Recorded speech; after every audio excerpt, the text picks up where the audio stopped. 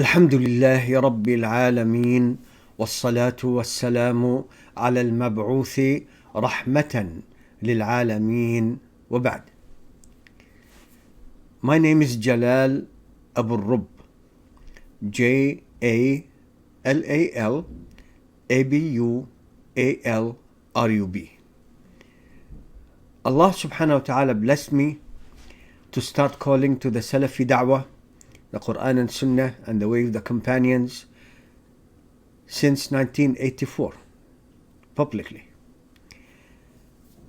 Since then, I visited 40 different American states, hundreds of masajid, gave so many khutbah and classes I can't count them, calling to the Quran and Sunnah and the way of the companions of Muhammad sallallahu alayhi wasallam. Also, Allah subhanahu wa ta'ala blessed me to meet Imam Al-Albani many times in Dubai and Amman, and during the last Hajj he made, rahimahullah, I translated about 10 classes he gave in Dubai.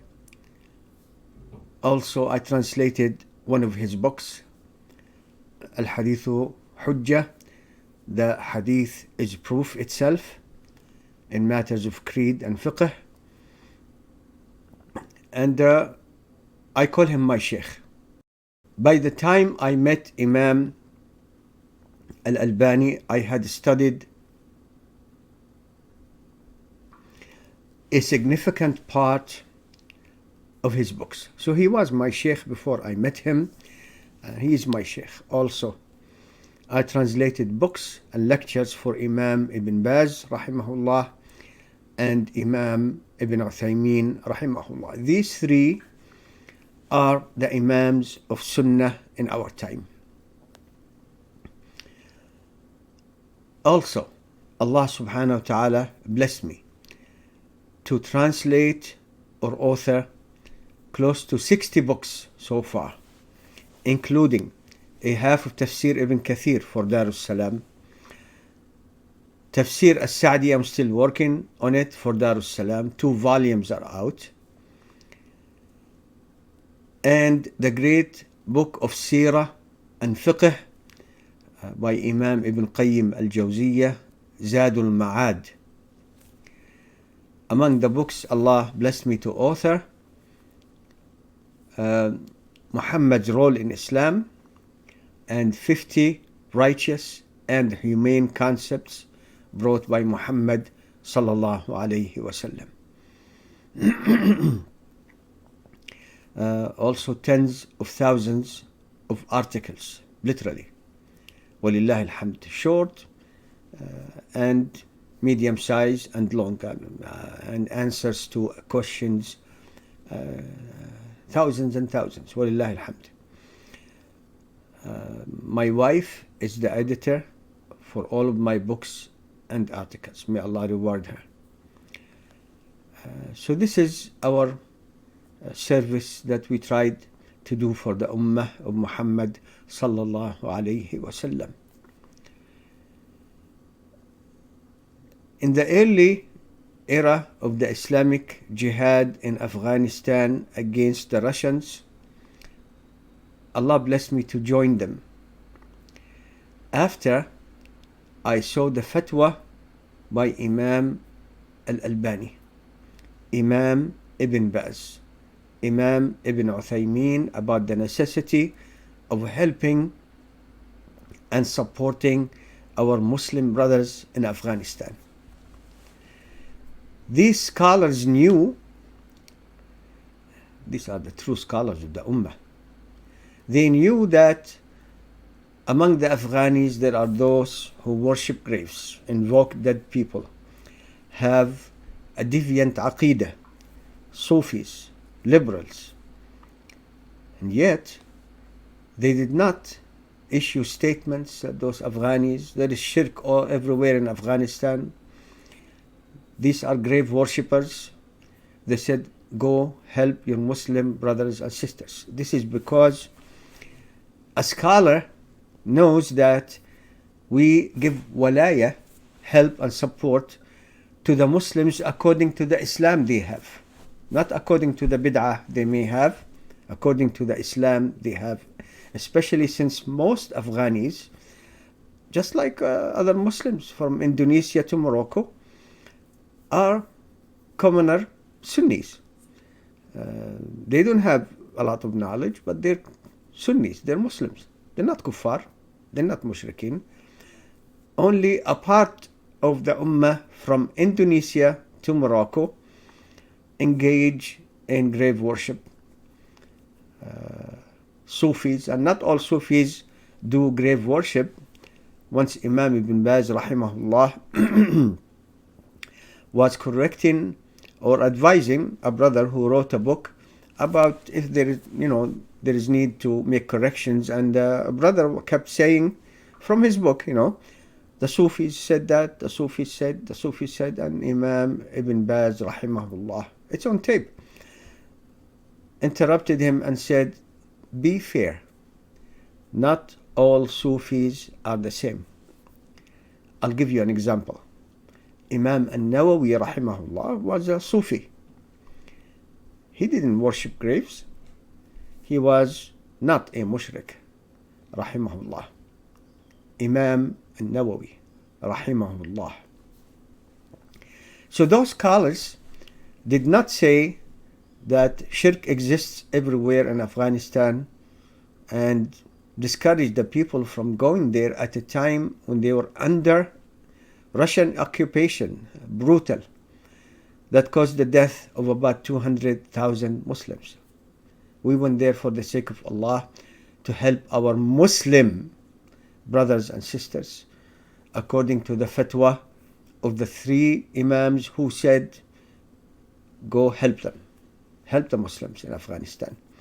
I divided my Islamic library among a number of masajid, and then I said Salamu Alaikum and left. These are all the blessings of Allah subhanahu wa ta'ala. Now, if you look at the Islamic world from Indonesia to Morocco and other areas in Africa and Asia, you will find that the Ummah has trouble. What can I say? Trouble number 1, they don't have enough knowledge in the religion. Among them are those who worship graves, invoke dead people, engaged in Sufism, creed that is not according to the Quran and Sunnah, and liberals, people who listen to music and dance, people who drink al-khamr. Those who seek fitna and to follow the way of the Khawarij, they say Afghanistan is full of mushrikeen, there is shirk everywhere, and other things that we've been hearing today from teachers about Palestine. Palestine is no different. It's no different than other countries. You mean to tell me Pakistan is in a better situation than Palestine? They're all the same. Our Muslim brothers and sisters in Pakistan, they're Muslim. A segment of the society there, like the Shia and those who worship graves, they're not Muslim. But the Ummah, they're Sunni Muslims. They like the religion, they go to the masajid, they pray, and they have other, ills, but they don't drink, they don't, hate Muhammad sallallahu alaihi wasallam and his companions. They're simple Muslims. Only a person who is drowned in takfir and the Khawarij ideas will concentrate on what a part of a society does rather than the general way of that society. So they accuse the entire society of being or tolerating shirk or practicing shirk because a part of that society does these things. This is takfir. This is Khawarij. Only the Khawarij accuse entire Muslim communities of being kuffar. Khawarij. The Khawarij, they are the takfiris, the original takfiris. Now let's talk about two examples. Saudiya, Saudiya Al-Arabiya. They have between 1.5 and 2 million Shia, including the Ja'faris in the eastern part of the Saudiya, Shia Ja'faris, and Shia Ismailis in the southern part, and even the Ja'fari Shias accuse Ismaili Shias of being kuffar. This is how bad they are. They have also Sufis, especially in the western part, such as in Medina, the Medina of Rasulullah sallallahu alaihi wasallam. There are liberals. I met some of them in America here, liberals. There is khamr that the sinners, get their hand on and drink, and it is forbidden there. Jazahumullahu khairan.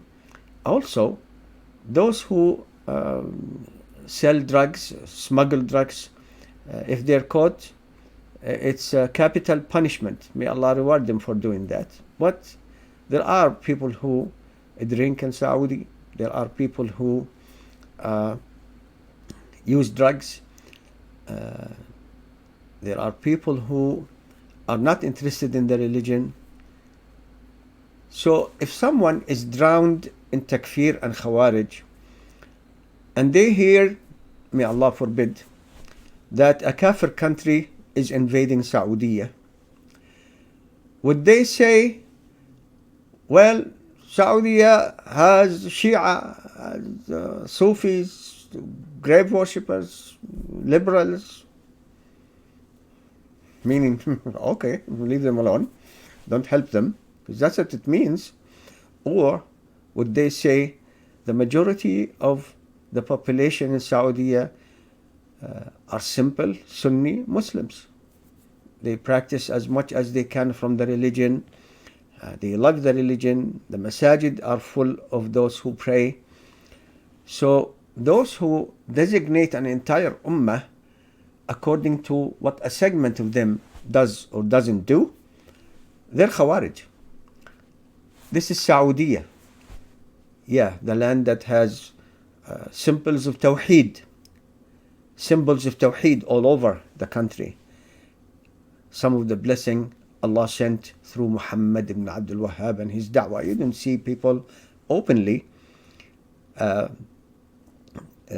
worshipping graves or invoking, dead people, or practicing Sufiya outside in public. The Shia, I mean, they are the bona fide grave worshippers. Those who call dead people Hussein and others. La ilaha illallah. So, in this regard, there are Shia in Saudi. There are those who worship graves. There are those, at least in their heart and their writings and their loyalty. There are Sufis. There are Ismailis. I mean, but that's not the whole story. Most Saudis, may Allah reward them and increase them in knowledge, they are Sunni Muslims. Also, they have a large number of scholars. May Allah subhanahu wa ta'ala reward them for the benefit they gave the ummah and for affirming every way they could the da'wah of as-salaf as-salih, Rasulullah sallallahu alayhi wasallam and his companions. This is one example. The second example, Palestine. Palestine has also the same segments that exist in all other Muslim countries. Let me mention the Arab countries, or most of them. Start with Mauritania. And there are non-Arab Muslims there, our brothers and sisters, but I'm just mentioning not all Muslim countries. Let's start with Mauritania, Morocco, Algeria, Aljazair, Tunis, Libya, Egypt, Sudan, Palestine, Syria, Lebanon, Jordan, Saudi, and Qatar, Bahrain, the Emirates, and Oman. Iraq, may Allah bring it back to the Sunnah and support our brothers and sisters, the Sunnis there. They are being oppressed by the Shia greatly. Anyway, so all these countries have the same ills that all other countries have. I mean, come on. So Palestine has this, but it is not widespread as some people who follow the way of the Khawarij claim. For example, let us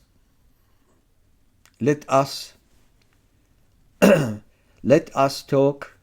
It's not let us. Let us talk about Shamsi.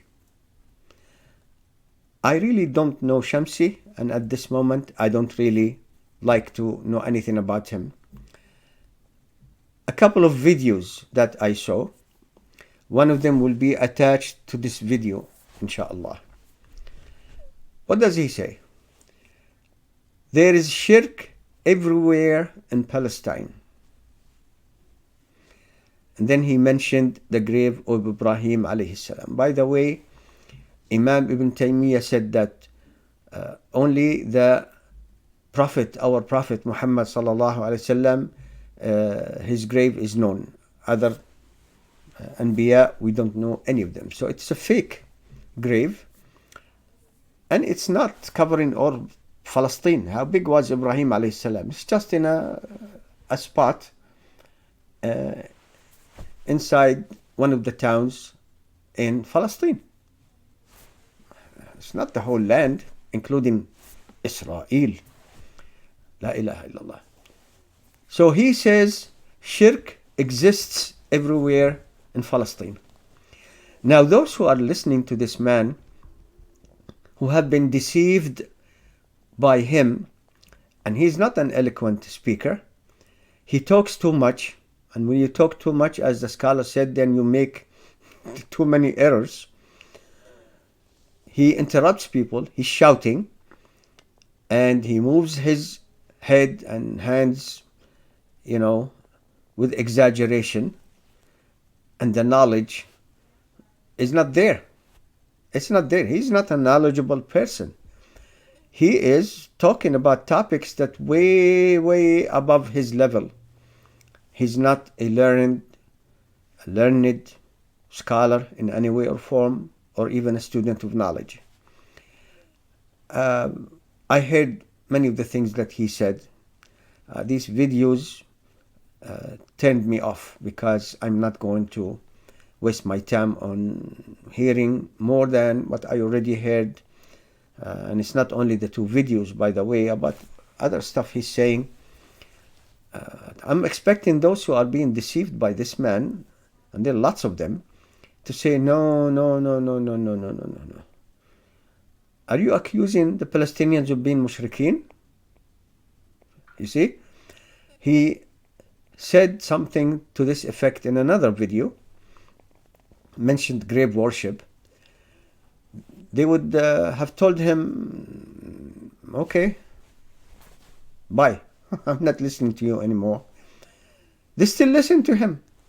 They defend him. I have a video out explaining that Shamsi accuses the Palestinians of being mushrikeen. You lied. Where is the evidence? Where is the one? You see the evidence. You have the evidence. It's all over the internet. I mean, I can't believe that you're checking my YouTube channel but you're not checking any other channel, especially this man, and finding out what he says. La ilaha illallah. But, they're acting like dumb. They have little ghayrah, jealousy for the religion. A lot of ghayrah for their teacher, even if he makes a mistake. They would support their teacher all the way, no matter what he says. So they're attacking me. They're saying things, whatever. You have a segment of his video. I don't need to bring the whole 37 minutes because one statement is enough and it's clear. I mean, somebody said you misinterpret what Shamsi said. Really? When he says listen to me, there is shirk everywhere in Palestine. What is there to misinterpret? I mean, come on, use whatever it is you have here, use it. Those who support this man, no matter what, and attack people who are defending the religion, defending our Muslim brothers and sisters in Palestine. I am from the city of Jenin in Palestine. I've been there so many times. I've never seen a single person worshipping a grave or promoting this idea, not a single one. And this man, he's Algerian, he's not Palestinian. He doesn't know what he's talking about. It's a lie. And to say about the other, Sufis and other, I haven't seen any. There are, but they're not public. Can you imagine those Palestinians being killed, captured, sent to jail, their homes demolished, their farms taken away, homes taken away? They don't have time for this. They don't have time. Unbelievable. In addition to the fact that most of them are Sunni Muslims, simple Muslims, they have deficiency in knowledge because the Jews made a blockade over their life and the books they read. And this conflict started 100 years ago. It's not only a 9-day-old conflict. So the Palestinians are Muslims, just like all other Muslims. When someone says there is shirk everywhere in Palestine, what can I say? You see, where there is shirk, there are mushrikun, because shirk can't exist by itself without a mushrik. I mean, you don't see around 5 shirk things walking there and 3 shirk things just parking their car. No, there will have to be mushrik people who take the shirk and promote it and practice it. Otherwise, shirk doesn't exist.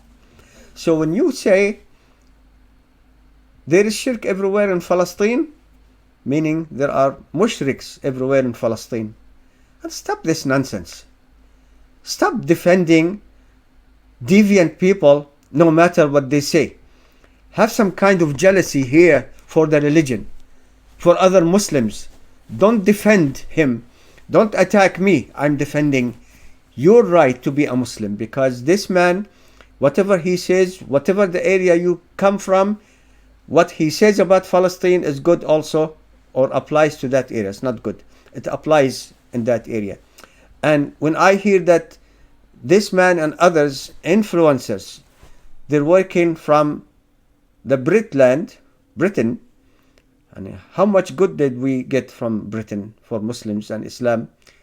Only the Muslim brothers and sisters who live there. Other than that, trouble everywhere. They started this conflict. The Brits, they started this conflict. La ilaha illallah. So when you say there is shirk everywhere in Palestine, it means what? There are mushriks everywhere in Palestine. I defend the Muslim brothers and sisters. It's my job. It's my duty. It's my pleasure. Also, I hate Khawarij and those who promote Khawarij ideas. And just because they have a large following means nothing to me. Also, I don't get scared. I'm not a coward. Bi'idhnillah, this neck will be doing sujood and ruku' to Allah alone. It doesn't matter to me. Tens of people are attacking me. So what? So this man is calling to Khawarij ideas, and I want you, all Muslims, to listen to this segment. You don't need to listen to all the 37 minutes. There is no way to justify this sentence by listening to the rest of it. There is shirk everywhere in Palestine. Shirk doesn't exist without mushriks. There are mushrikeen everywhere in Palestine. And then he mentioned in another video, worship of graves. What's wrong with people? Those who follow this kind of people. What's wrong with you? What is wrong with you? What is wrong with you? Feel ashamed that even to tell people I used to learn from this guy. La hawla wa la quwwata illa billah. Do you think I'm going to stop defending the Quran and Sunnah and the way of the Sahaba of Rasulullah sallallahu alaihi wasallam and Muslims, no matter what they are, because some of the people who follow this man attacking me are attacking me? It's not going to happen. Let me end with this. I once gave a khutbah at a masjid frequented by Shia in Dallas. The brother who was supposed to give them khutbah, they invited him. They thought he's not going to say anything, negative about them. He said, I'm fed up with those Shia. I want you to come give the khutbah. I said, absolutely. And I took a stack of books with me and I gave the khutbah about the Shia religion. And I'm seeing them getting angry and angry and angry and angry. I finished. Assalamu alaikum wa rahmatullah. Assalamu alaikum wa rahmatullah. I found myself in the middle of tens of Shia, angry and shouting. So I told them, like I told other people after that, listen, I was once sitting in the mountains, in a mountain in Afghanistan. I had only Kalashnikov. I was eating breakfast. And I saw a Russian jet bomb the mountain next to us with napalm. And napalm, if you know what it is, it starts and keeps spreading like honey until it burns the entire mountain. And the whole mountain, mine and the other mountains where the Mujahideen were, shook. And because I couldn't shoot at the jet with the Kalashnikov, I continued eating breakfast because I need it for strength so I can fight whenever I can. You don't scare me. You don't scare me, ya Habibis, ya Muslimin. Wake up. This is La ilaha illallah. Defend Islam, defend Muslims. Don't allow this guy to destroy your religion. Ya Shamsi. Ya Shamsi. عيب عليك. عيب. استحي. استحي يا إنسان. استحي. عيب عليك. Are you going to say the Mujahideen who fought the French in Afghanistan, there was shirk there was qubur there, because there was Sufis there? Are you going to say that about Algerians who died? 1 million of them fighting to free people like you from the French? Are going to say there is shirk in Algeria? There was shirk in Algeria. Wallahi, this is a shame, especially at a time when the Palestinian people are suffering greatly. You see it on the news. I mean, you don't have compassion here.